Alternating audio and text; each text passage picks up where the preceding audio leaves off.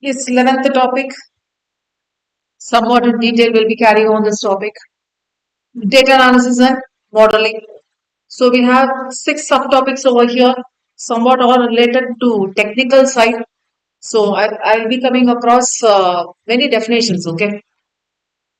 So directly I'll go for the heading 10, 11.1. Yes, please join 11.1. Process, benefits, and different types of data analysis. So we start with the definition. What do you mean by data analytics? So analysis or analytics is a science where we evaluate unprocessed data sets so that while processing or while evaluating, we get some conclusions about the information. So actually, we are converting this data to information. So this is what you call as data analytics. Definitely, with this evaluation, we can identify patterns in the raw data and extract some useful information. Okay. Probably we'll be taking the help of machine learning algorithms, some simulation method, automated systems with the help of AI, BI, and all. So let me directly go for process of data analytics. We go for finding the criteria on which mode you can group the data. You can next step two, you have to collect the data. So when we say the criteria, we will find what are the parameters. Like sometimes we'll be talking about age, sometimes we'll be talking about population and so on. You collect the data, you organize the data, you clean the data, and you adopt which type of data analytic process will be helpful. So descriptive or diagnostic or predictive or prescriptive. So probably we'll do this in detail in the subsequent topics. Okay. 11.3, we have the full detailings about this core analytics, so we'll deal over there.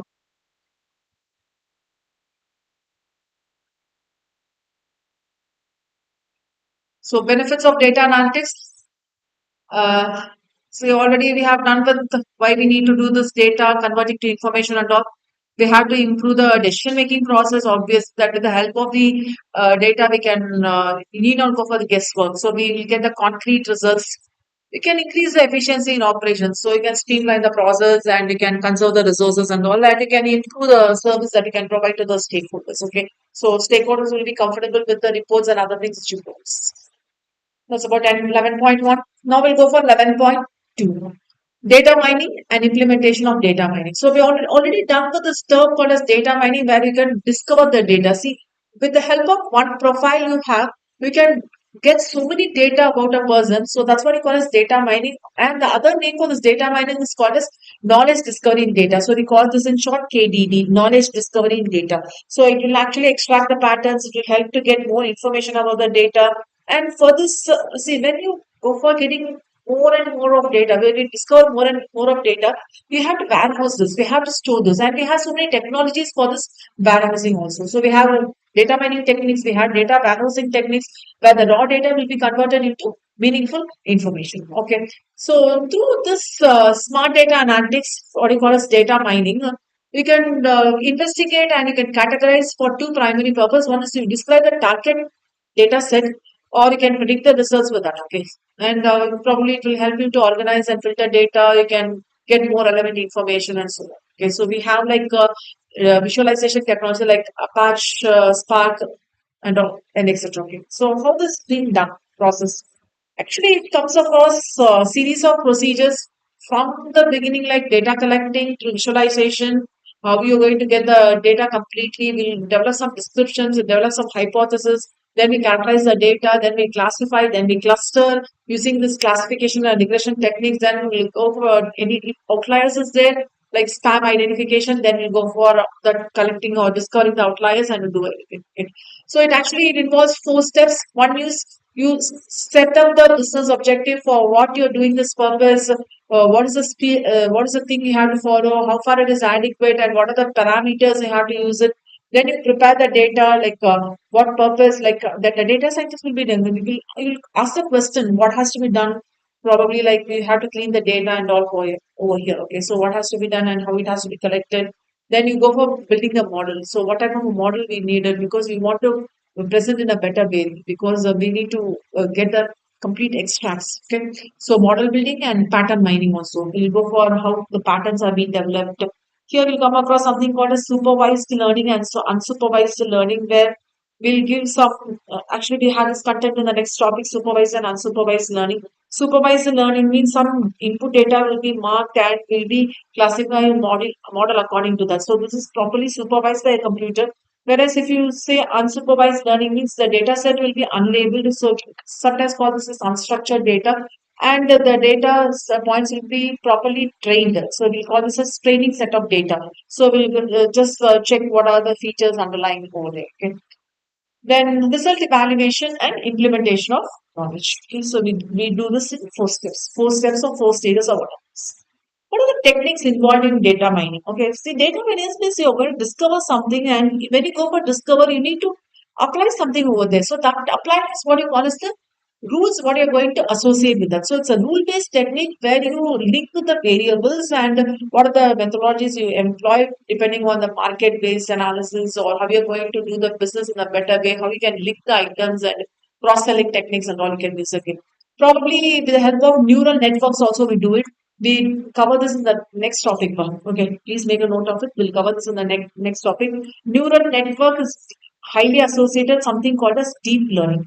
What you call as deep learning, na, we go in depth in knowledge to understand the data in a better way. So we try to recover all the things it's possible. So with the help of neural networks, we can do it. So we can go for interconnecting, we can replicate the human brain, the layer of codes, and how can you process the training data and everything. Okay. So every node will be given inputs. So probably when I go for that figure, we have a figure there. When you go for the figure, I'll explain in detail. So I don't want to overload now.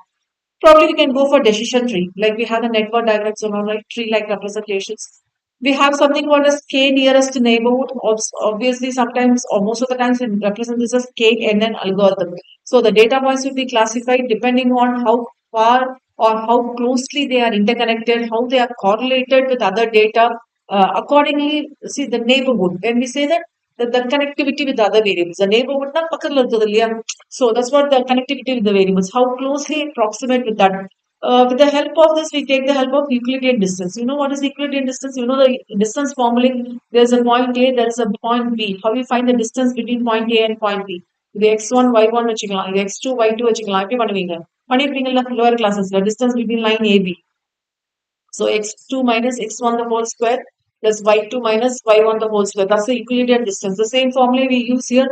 And if this distance is with the value, that is the distance is less, means it is closely connected. So that's what we do it. Okay. So that's about KNN or K nearest neighbor. Then let us go for how we are going to implement this data mining in finance and management. Probably when we go for see, all over we have the applications, but when we talk especially with respect to finance and management, probably we have to discuss statistical side, mathematical side, and we have this AI now. AI now, so we have so many applications going on. Probably it might be helpful for money laundering case and other financial crimes. So like when we talk about money laundering, you might be knowing how you convert the black money to white money and how you're going to detect this money laundering. What is the mechanism the banks are following to detect whether this is a suspicious transaction or what, and what is the impact behind this anti-money laundering and prediction of loan repayment and credit policy analysis. So you know something called as credit score. If you want to buy any CIBIL score, so long. Okay, if you want to get any loan, immediately they'll check your CIBIL score. So loan distribution being the core business of the bank, they will go for this prediction system where all the characteristics it employs, it will be checking each and everything and it will be giving all the details. Okay. Then we'll go for target marketing. Is target marketing, we are going to target a certain market, probably that may be with respect to the different types of customers, depending on their age or depending on the gender or for whom they purchase and everything. And design a construction of data warehouses. So we are going to mine numbers, a number of data is going to be a very big data now, and we have to properly store it. So we have to check for a data warehouse. Not it's not a physical location. Probably nowadays we are taking cloud storage or not, right? That's about data warehouse, allowing a vast volume of data to be correctly and reliably evaluated. And we use go for using many number of transactions also. Okay, so that's about data warehousing techniques and technologies. Okay, so that's about 11.3 analytics and model building with the help of four types of analytics. Already we have done 11.1, so we are going to go in detail over here. The four types of analytics here are descriptive analytic, diagnostic, predictive, and prescriptive. Okay. So you find that something has occurred. Okay. That may be a problem or some issue connected with your project. First, what do you do? What do you check? What has happened? Okay. So something has happened. What has happened? So this is what you call as descriptive. You try to describe the error, what has happened. Okay. What has happened? Once you check something has happened, now you need to diagnose why it has happened. Okay. Why it has happened. Okay. Why it has happened. Why it has happened அப்படின்னு பார்த்தீங்கன்னா ஏதோ ஒரு நடந்திருக்கும் அதனால தான் நடந்திருக்கு. So you'll go and check, you'll predict it. What should have happened? Okay, what should have happened? என்ன நடந்திருக்கும் இது மாதிரி நடக்கிறதுக்கு? What should have happened? Okay, see. First one, let me change the color. One second. Descriptive, you describe or you try to understand the situation. So what has happened? Second is diagnostic. So something has happened. You want to diagnose why it has happened. So you are expecting something to be happen, but something else has happened. So what should have happened? இதுதான் நடந்திருக்கும். Okay. So ultimately now you have to correct it. Correct it means you have to give the solution to the problem. So what should be done to have this one done? What should be done? What should have done இது what should be done? What should have done okay, என்ன நடந்திருக்கணும் இங்க வந்து என்ன நடந்திருக்கு. Okay, probably you might be finding this line somewhere. One second, let me check. Will you not make a note or not? It's there somewhere in the review. One second.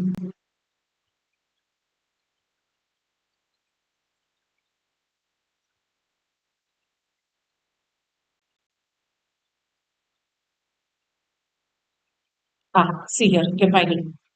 Descriptive analytics describes what has occurred. Diagnostic analysis, why it occurred. Predictive analysis, what could occur, என்ன நடந்திருக்கலாம். Okay, what should have occurred or what could occur. And prescriptive analysis, what should be done, because you have to correct it. Okay, so that's about a prescriptive analysis. Okay, so you just remember that you are going to a doctor. Okay, you are saying that you got fever. So you got fever. Okay, that's the analytics. That's the descriptive analysis. You describe your situation. You have fever, you have cold, you have headache, you have body ache, etc., etc. Ultimately, what has happened? Diagnose பண்றாங்க. என்ன நடந்திருக்கும்? ஒன்னும் தீபாவளிக்கு ice cream சாப்பிட்டீங்க. Okay. So what has happened? What has happened? So what should have happened? So ice cream சாப்பிட்டலாம் அந்த மாதிரி ஆயிருக்குமா? Sweet சாப்பிட்டலாம் அந்த மாதிரி ஆயிருக்குமா? They will predict. Okay, that may be some bad stock or something like that. And prescriptive, they will correct with the antibiotics, right? The same thing we are doing here also. See, why did it occur? Here also you can find what examines, which examines what to occur, what should occur, or the four important forms of analytics. Okay, so let me go directly for this content. One thing you have to remember when you go for this content, we'll discuss in 5 angles. Okay, one is we'll actually define what do you mean by analytics. See, we have what are descriptive analytics. Second one, how we are going to make it work. Okay. Third one will go for advantages. Fourth one will go for disadvantages. And fifth one will go for examples. So over analytics here will come across 5 headings. Okay. So let us go for the first category, descriptive analysis. So by definition, it's a frequently employed analysis where the historical data. So we are talking about the past. Something has happened. Okay. So your step next is to correct it. So it's collected, organized, and presented in a digestible format. You focus exclusively on what has already occurred in an organization, unlike like other type of analysis. Because other type of analysis, you're going to learn from that. So you come to know that something is not suitable for you.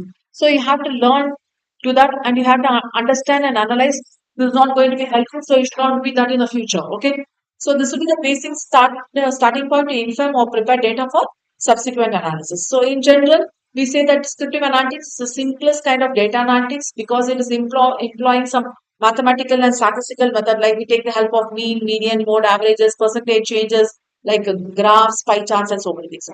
How it is working? You decide what type of business metrics you are going to use it. Okay, because ultimately you are going to increase the efficiency or your company's revenue. So you have to understand what are the key performance indicators. Depending on that, you go and choose what are the business metrics you're going to look after here.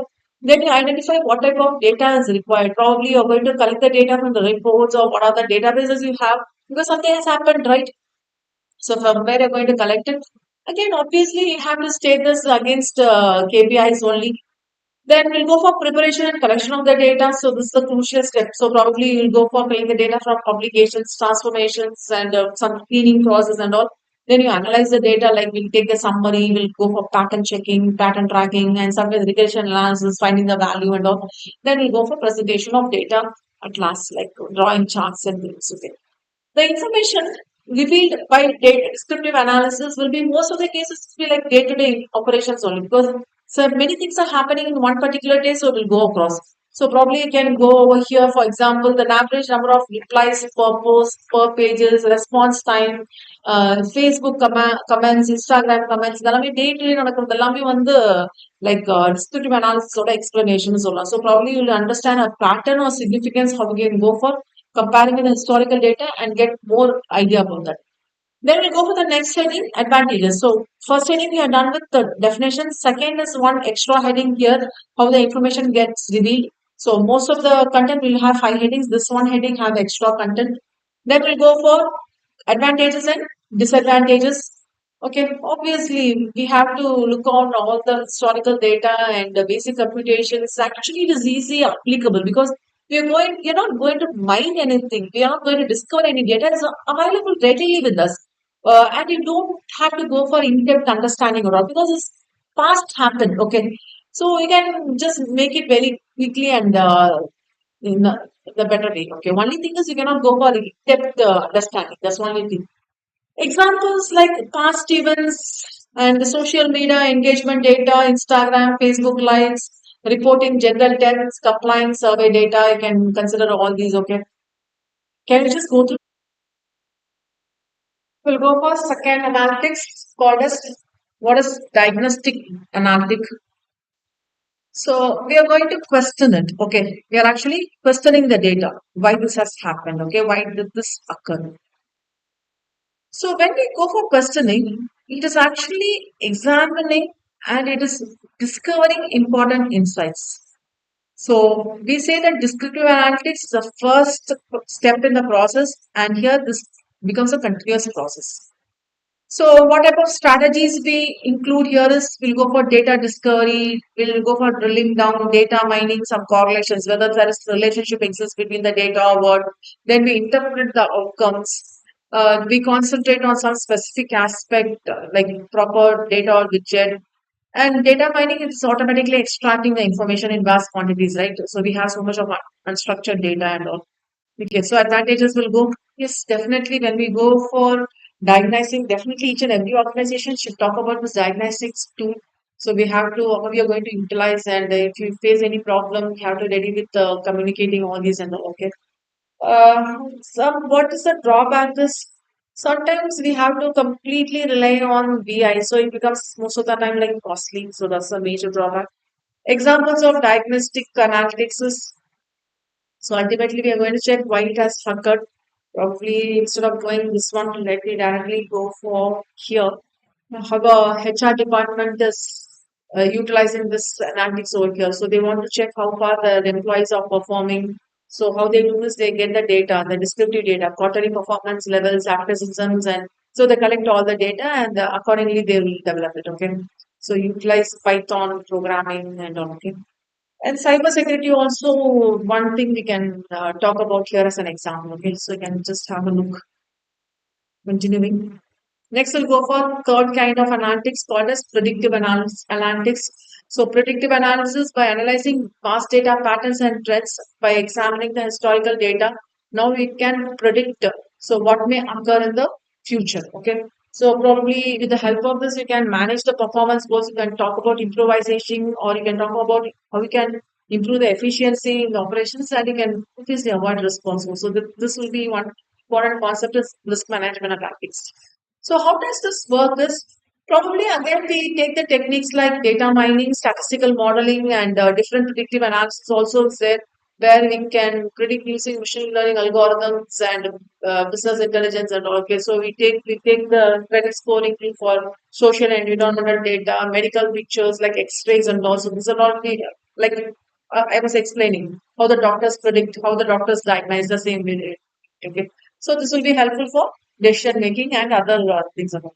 So predictions, probably we can take the help of forecasting, supply chain operations, inventory demand and all. Okay, advantages and disadvantages of predictive analytics is its effectiveness. Probably we can take this helpful in the case of inventory forecasting, customer service. We can detect and prevent fraud with respect to risk management. Not only that, you can mitigate the risk. So you can reduce the risk. Examples they have given with respect to healthcare business, like how they can go for reducing emergency hospitalizations, how they can prevent patient deterioration by analyzing the historical data. Okay.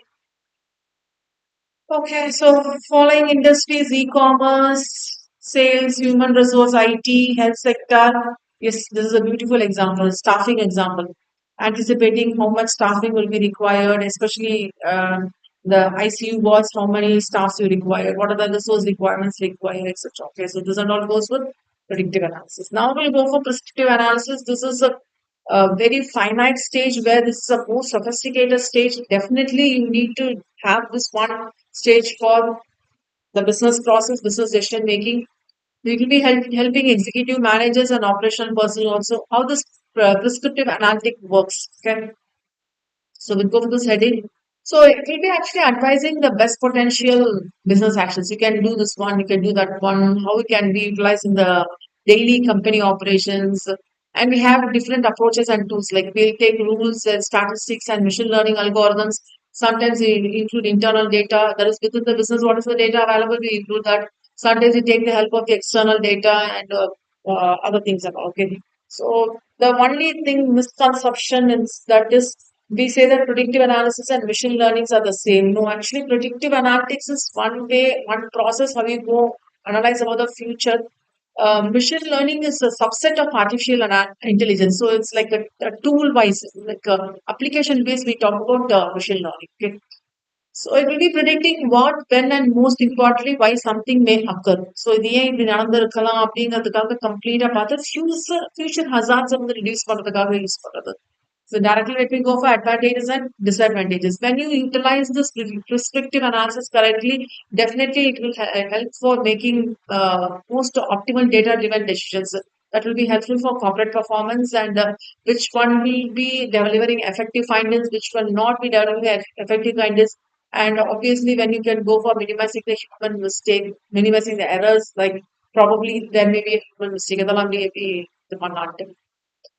Examples of prescriptive analytics is oil and manufacturing, price fluctuations, manufacturing, like what is the equipment needed, how it's being maintained. So probably we have done with the oil like replacement problem and all these cases.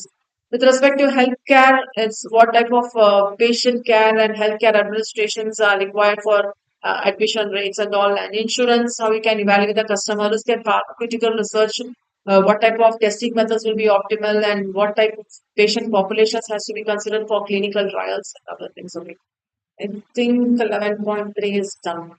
Yes, can you please go through here? Standards for data tagging and reporting. So this is about we are somewhat going for these two languages, XML and XBRL. So two languages we have. One is extensible markup language and one is business resource language, okay, XBRL. So what are the standards involved here for data tagging and reporting? So when we go for XML, it is actually a file format and it's a markup language where you store the data, you can transfer and you can recreate the arbitrary data. The variable differs, right? It will be giving you a set of standards. So that's what we call as data tagging. Okay, it's a reporting format only. That's why we call it as reporting. It's data tagging, which means we have different codes and that will be linked with that. Okay. For encoding text in a format that is understandable by both humans and machines. Okay. So it is defined by this 1998 XML 1.0 specification of this www consortium, and we have other related specifications also, and it is all on free open standards. So XML, they have designed objectives, stressed internet usability, okay, universality and simplicity. We have this XML architecture is centered on text, This language where we can easily define the data structure, arbitraries and variable linked data structures. We have different schemas systems available. Each and everything is based in this XML languages, and we have many applications programming interface also, APIs seems over here, yeah, over here, where you can facilitate the processing of this one. And for serialization, storing, sending, rebuilding arbitrary data, that's the important feature where you can take the help of XML and you can do XML filing, particularly. So we take the help of labels, categorizing. So when you say data tagging, we'll go for labeling and categorizing and all, and arranges information systematically. So we'll follow a systematic format. When we say that this data structure is represented by this tagging, see, to understand the better way, tagging this dictionary மாதிரி வச்சுக்கோங்க. ஒவ்வொரு வேர்டுக்கும் ஒவ்வொரு, so for example, you are doing some coding, probably you are writing any balance sheet item. When you say fixed asset, in accounting term, you know what you mean by fixed asset. You know, in accounting term, you know what is current asset. இது technical டேர்ம்ல வந்து fixed அசட்னா இதுக்கு ஒரு taking கொடுத்துருப்பாங்க, ஒரு coding கொடுத்துருப்பாங்க. So that will contain information, and this information will be included in the tags. It will be encoded to the XML standard. So normal information is the language where the humans can understand. XML standard வந்துட்டு where the machine will understand. And along with that, there will be a schema called as supplementary XML schema. So XML, okay, X stands for XML supplementary schema. Okay, defines the required metadata. So that's about the data they are defining. That's why we have D for reading, and then be verifying the XML. So this schema is also called as canonical schema, and it's a well-defined document complies with fundamental XML principle, whereas we call it as we say it's a valid document. Okay. So we have these criteria: IETF RFC 7303 type இருக்கு, where we'll be constructing media types and all using this XML messages, and we find text and application XML files and all. Okay, so you can just have these different versions. Okay, we are not going for the practical side. I'm not going word by word. Okay, is for what purpose you can use it. Probably can have 100 documents created this using this syntax you can create it. Probably RSS, Atom, Office, Open XML, Open Document, SMG, extensible markup language creating with HTML files. Okay, so you can just have a look. JavaScript also is over here. Okay, so that's about application of XML. And we have other numerical industrial standards also for health level and Open Travel Alliance, NISCO, and other things. Okay, drawing information typing architecture. Next, we'll go for XBRL. So XBRL is again a data description language. And so XBRL stands for extensible. So this extensible business reporting language. Okay. So that will be incorporating. So when we say business, it will be incorporating the corporate data and all. So automatically interchange and trustworthy extraction of financial data will happen. So you know that if you are feeding any item, probably might have worked in the Stanley and the manager software. But you're working in any item, that data will be automatically feeded in the balance sheet. Okay. So if you're talking about any loan purchaser, or if you're buying an asset and you're passing a journal entry, it will be directly taken to the asset side. Okay. The same thing happens over here also. So we have different software types and advanced technology. With the help of internet, we can do a lot. So processes, we take the help of business operations. We will go for internal operating, okay, internal financial reporting. Here we have the XBRL for the general ledgers, like how we go for the general entity reporting and all. Then also we have for financial statements. So the companies, they'll be following, they'll be going for XBRL reporting and all. And for regulatory filings, like how we say, like income tax and all, that comes under regulatory filings. Okay. Then participants, who will be the participants here? Companies, trading partners, management accountants, auditors, regulators, financial publisher, and data aggregators also. So where they collect the data from different source, investors, and the software vendors. So with the help of the software vendors, we'll be buying the software. Okay. So it will be arranging the data using tags. So as I was telling earlier, tags means the data which is connected, that coding to be connected to some specific standard. Okay. So probably it will be labeled as revenue. So as I was taking the help of the term item on the balance sheet fixed asset, they are taking the help of the term revenue. So you can just have a look on this. Benefits is it will be automatically created. You give once, you give the information in one place, it will automatically create. எங்கெங்க the link ஆயிருக்குமோ அங்கெல்லாம் போயிட்டு report ஆயிடும். So definitely it's actually reducing your expenses because most of the things or almost everything has been automated and you cannot duplicate it also. Okay, so you can miss and it will be helpful for decision makings because when the banks want to lend loans to the companies, it will be helpful because everything is correctly done, accurately done. Because automatically done means it will be accurate. Okay, there will not be any duplications at all. We can talk about accuracy. We can talk about the consistency of the data. Yes, we can create reports with this and we can assess, compare, and analyze capabilities like unparalleled, which means we have the data or the information about two companies. Then obviously we can make a, genuine comparison between the two companies. That's the benefits of the XDR. Please, can you please have a look? 11.5. This is directly dealing with the different tools or techniques or technologies what we're going to do here in this data science. One is cloud computing, business intelligence, artificial intelligence, RPA, robotic process automation, and fifth one, machine learning. Okay, shall I take you through? Cloud computing, yes, is the delivery of variety of services where you can get it on the cloud, that is through the internet. It involves storing, you can access data via distant servers as opposed to local hardware. So if you want to store data, earlier days we have to store it in a hard drive and you have to carry over it. So probably maybe taking the help of private data centers also, but that's not the case over here now.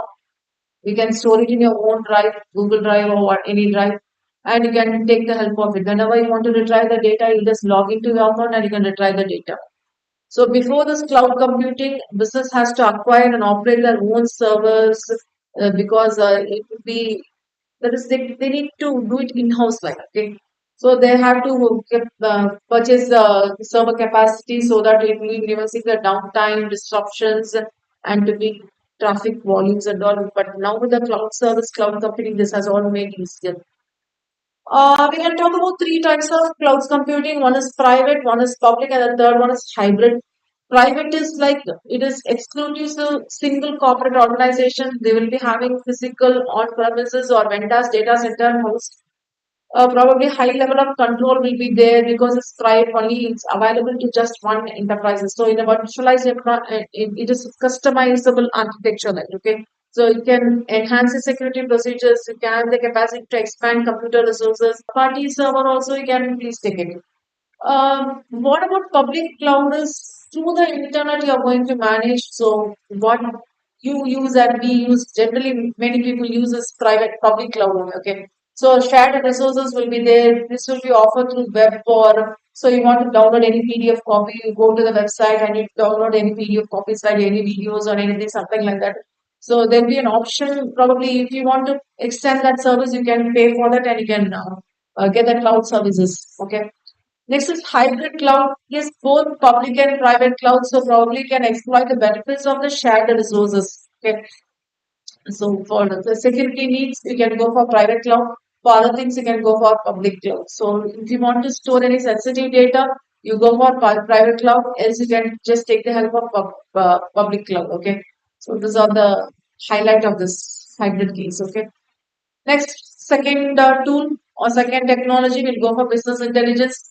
It's actually business analytics, or you can say data mining, or you can say data visualization, or you can say it's a data tool and infrastructure, and how you're going to help or incorporate in your business so that you can make wise decisions, wise choices. Okay. So when you go for talking about business intelligence, you can bring a change where you can remove inefficiency and you can adapt to the market and supply changes and you can use this as contemporary. What do you mean by contemporary is that it's the latest one. So we have this modern BI systems where it is giving some adaptable self-service analysis where you can control the data on data dependable platforms and the business users and rapid insight delivery also. Okay, so just going back to some backdated history.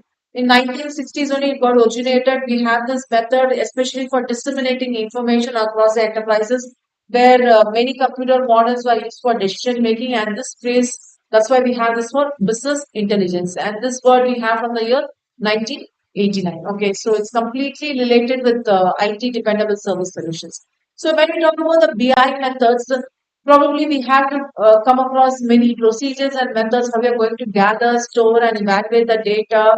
We have to completely make it utilized. We have to go for making proactive decisions and all.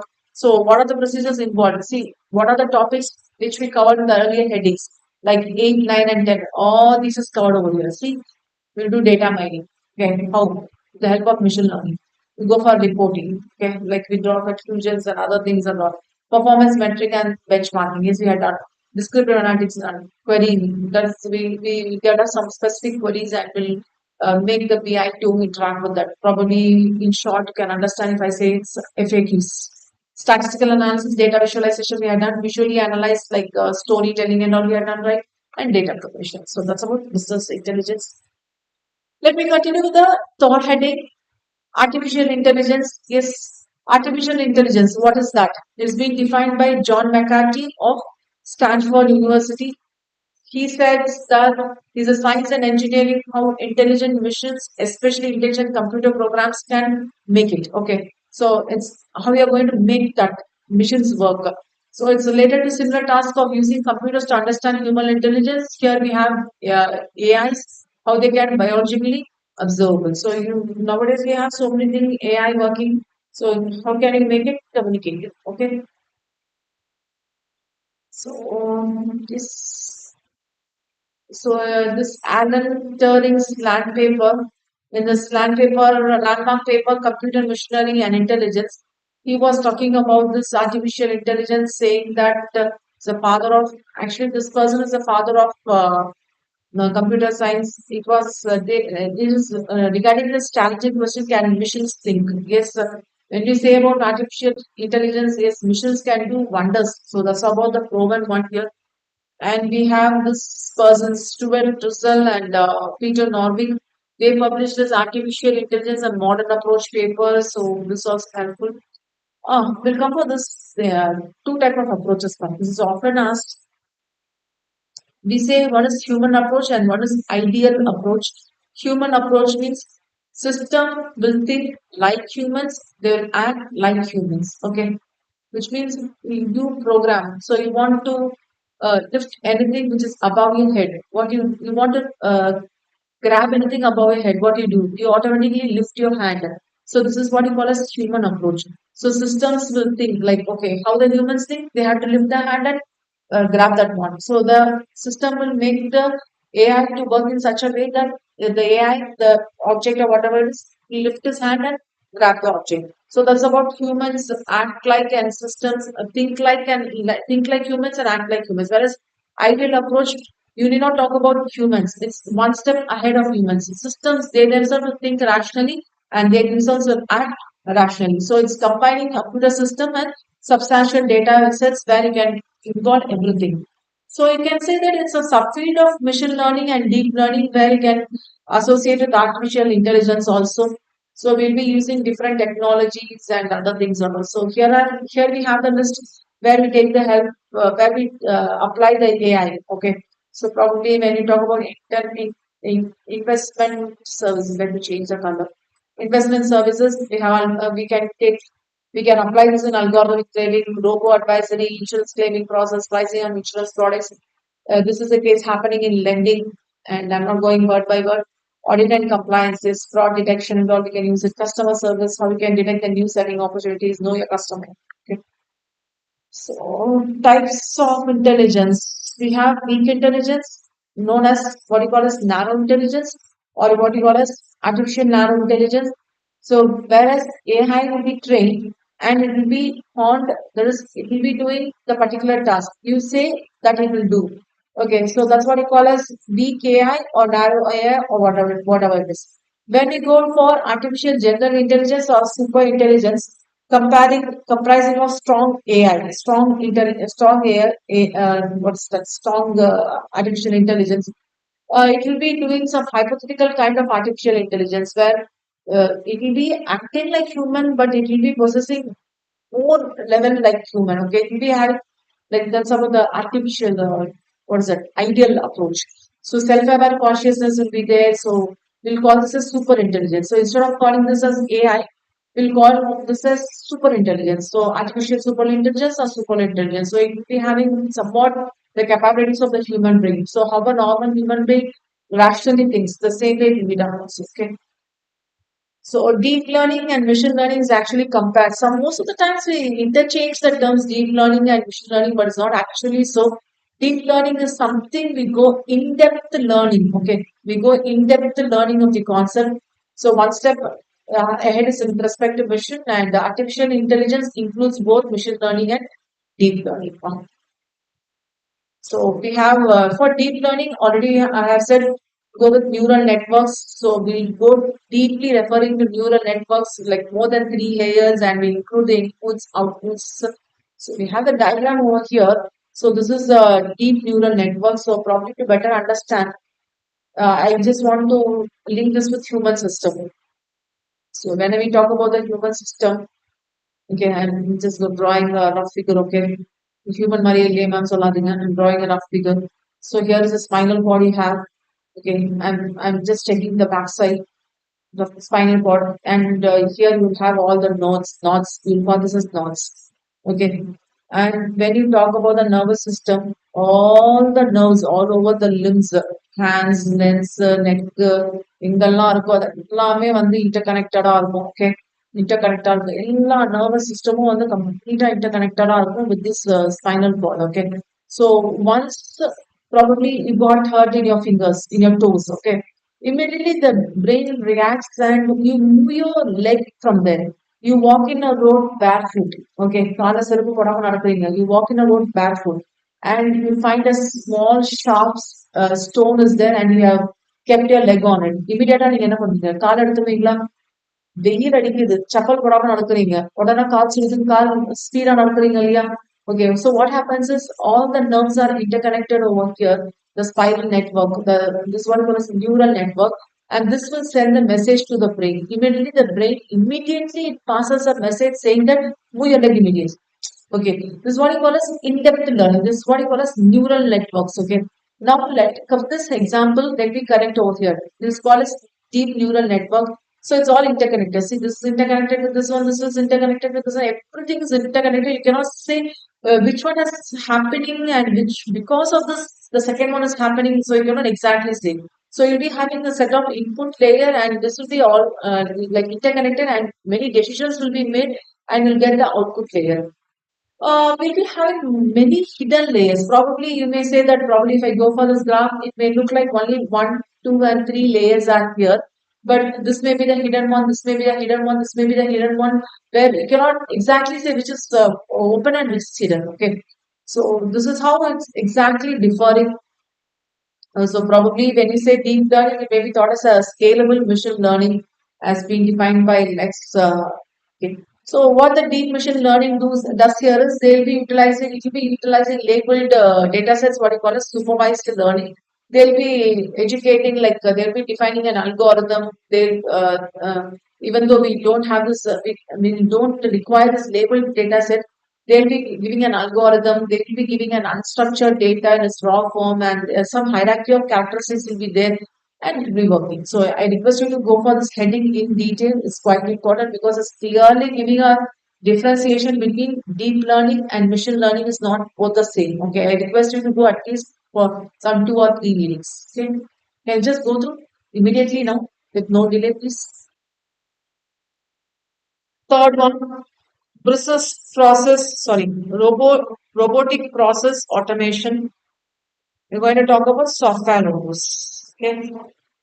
These robots are highly specialized where they have the capacity of learning, not only learning, understanding a situation, they can create a similar situation like that. So simulating, and if any rules are provided, they can execute this rule-based business process. So what they do is they will understand the human digital behavior. So probably you download any games or you watch any ads or watch any YouTube shorts, whatever it is, you will clearly understand your digital behavior and it will work accordingly. Okay. So the RP automation enables users to construct bots, so robots, bots. Okay. So you give the instruction and it will be completing the task. Okay. So it's actually, we are not talking about the mechanical robots, we are talking about the software bots, software robots. They'll be communicating with any application system in the same manner how we do it. Okay. So with the same thing, it will be done. So they'll be having a specific skill that exceeds that of human. So probably it will be having a digital workforce capable that it can interact with any system. They can copy paste, scrap site data, do computations, access and transfer files, analyze email, log into programs, connect to programming interfaces, extract unstructured data, everything it can do. So it's simple to configure, utilize, and distribute. You can just easily move files around your work, and you can do the records, playing, stopping, and other things. Okay. So benefits of the robots is highly productive, higher accuracy, saving of cost. You can integrate across the platforms. Is the customer experience is better. Harnessing AI, so you take the utmost artificial intelligence application at scale. Okay. Fourth category will go for machine learning. It's a branch of study. Please highlight where you learn or you try to understand how a specific task can be performed, and it's a component of artificial intelligence. So when we say machine learning, so already we have done this one, right? Deep learning, and one step ahead is machine learning, and this is included in artificial intelligence. Okay. So, in order to generate predictions or conclusions without explicitly teaching it what to do, the machine learning algorithms, they themselves will construct a model based on the data you provide. Okay, so you need not consider that. So, this big highlight, right? So, you give a sample of data, you give a training set of data, it will be doing on its own. Like in the case of medicine or email filtering, speech recognition, or whatever. It's okay. And it's the tactics, it's the operations taking on algorithms, and conclusions will be performed. Okay, so this and all you can just giving an example. And we have programs that are capable of doing this machine learning, and also this and all is normal. Okay, you just have a look. It includes a varieties of methods. So it will be actually educating the computers how the jobs can be done. Like there is no optimal solution and all. How many replies you get for a question, and how the strategy can be carried over. So everything can be done over here. Okay. Approaches. Yeah, here we'll be coming across this learning called as supervised learning.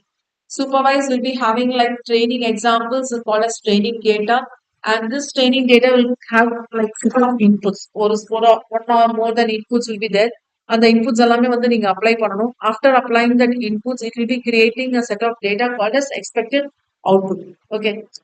Sometimes it will be giving the signal called as supervisory signal. That's why we call this as supervised because we are working on structured data. That's why we say this. So supervised learning algorithm discover a function. Okay, so on how it is working and how it is made to work by giving fresh inputs. So it will work in such a way that it will enable the algorithm. It will find what proper output can be given for this input, which is not included in the training data. That's the big highlight. Okay, நீங்க அந்த என்ன algorithm சொல்ல மாட்டீங்க. It will construct its own model and algorithm, and it will make present a function, and it will give a output for the data for the input which we have given. So active learning and classification and regression are the examples of this one.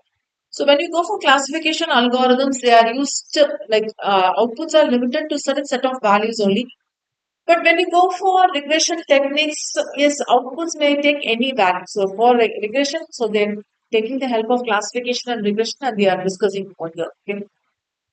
How you take the help of supervised machine learning, it is connected to regression and classification, but its objective is like learn from the examples and you apply a function and do it. So already we have done this one. Whereas if you talk about unsupervised learning, where some inputs will be given, you have to identify the data structure like grouping, clustering, and all, and it will be unlabeled or unclassified. See, we say it's unsupervised, so you don't know why you're taking this data because it's not properly structured, right? So it may be unlabeled or unclassified or uncategorized data. You take that type of a data, and the algorithms are taught to work on that. Okay, so they will identify what is the similarity between the data, and they will segregate the data. Okay, so probably they'll be taking like statistics வந்து நம்ம density function சொல்லுவாங்க use பண்ணுவோம். So this and all we have.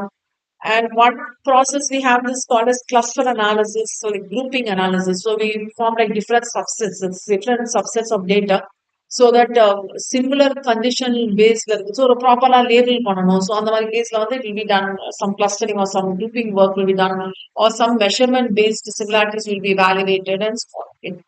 We have something called as semi-supervised, which is both involving unsupervised learning, that is training data where labeling is not done, and also done with supervised learning. Many machine learning researchers will discover what type of unlabeled data can be combined with the labeled data, and how we can go for bring the significance between this learning and all. In poorly supervised learning, probably the labels will be noisy or restricted or inaccurate, so you have to make it effective. That's why we go for this type of labeling. Okay. Let me go for the fourth one, reinforcement learning.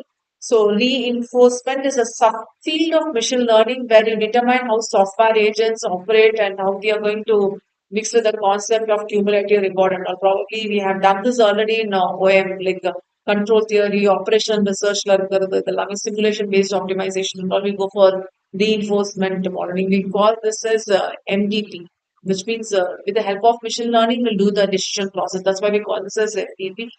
Actually, when we go for reinforcement learning, we actually don't need any prior knowledge like what accurate mathematical model and all we are using. Okay. Then dimensionality reduction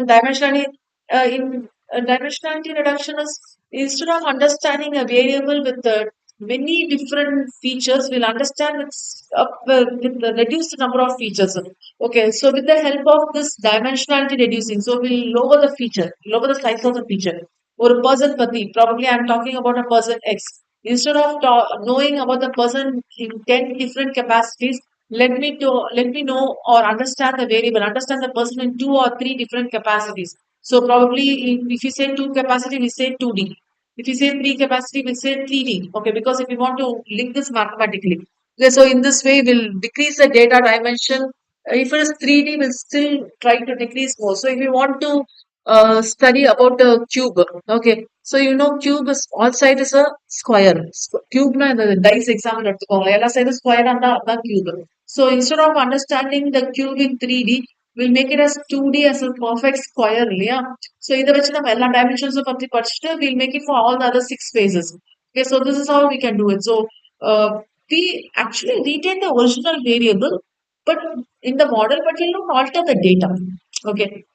So one key strategy is that reduction of features, the dimensionality reduction. That's the main thing. So this is a beautiful concept and is a very helpful concept also we could say. It's about this heading, I think. Yes.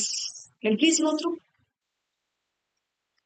1.6, model versus data driven decision making. Whether you're going to make the decision making, when you say this model driven decision making, you define the model, then you go for making the decision.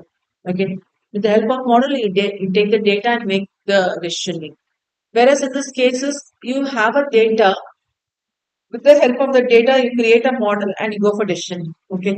So either it is data driven or model driven. So that's the two aspects when we discuss about artificial intelligence.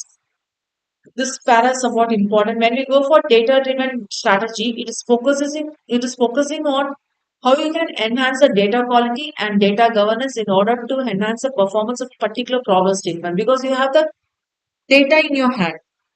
Whereas if you talk about model driven method, actually you increase the performance.